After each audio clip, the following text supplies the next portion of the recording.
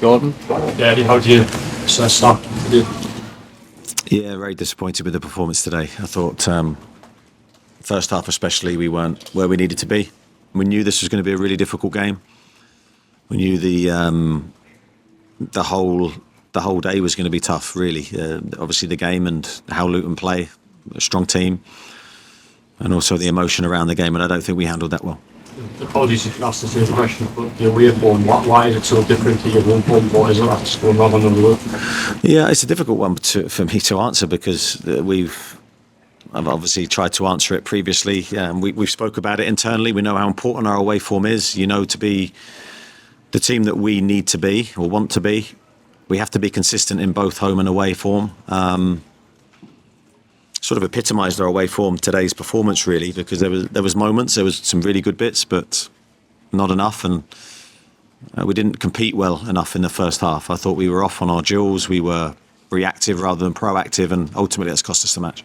Okay. Dominic and then Lee Ryder. Made 2 first half changes today, just what were the reasons?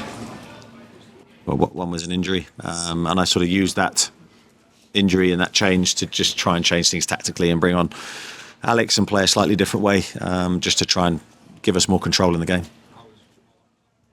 I'm not sure, I've not spoken to him. Never want to question the effort and desire of your players, but you touched on it in the first half. Did you feel maybe wanted it more? I think I've got to choose my words carefully. I think we have an incredible group, but I was disappointed with the first half performance. I felt we needed more. I think we needed more emotion in our performance. We needed more energy in our performance. I'm not going to sort of say any more than that, really. But I think the players felt that as well. I don't think that was just me. I think we were well aware that we were below our levels, and second half was a lot better. But we couldn't force the goal we needed, and that mistake in the first half cost us the match. Thanks, Dominic. Lee Ryder.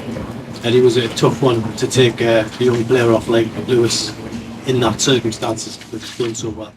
Not really, Lee, to be honest, because controlling his minutes is something I've wanted to do anyway. So I didn't look at it. It wasn't based on his performance. I know it was based on a tactical decision. So he should have no problems.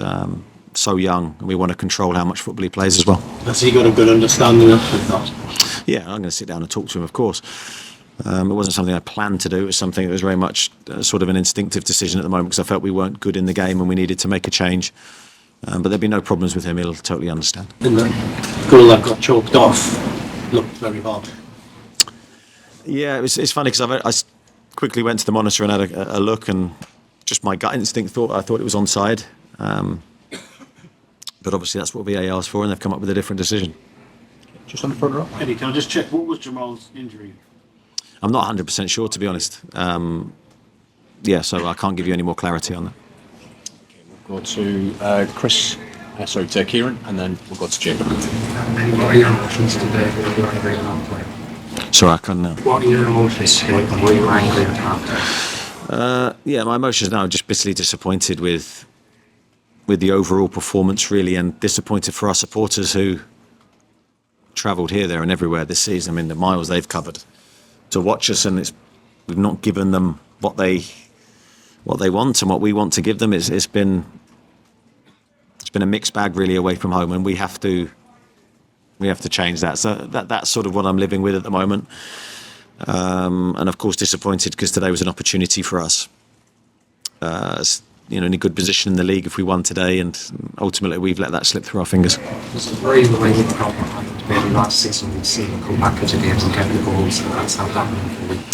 Yeah, I think there's that feeling really with us. Last year there was that feeling that even if we conceded, we'd come back or potentially come back, and we were never out of any game. And this season we haven't had those comebacks. We haven't won enough from losing positions.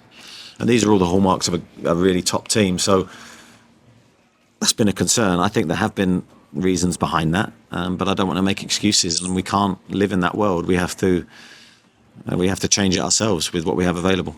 Okay, just Jacob to finish this section. You spoke about struggling to deal with the emotion of the day. Could you just expand a bit on how that actually manifested itself and kind of how you'd like to see yourself?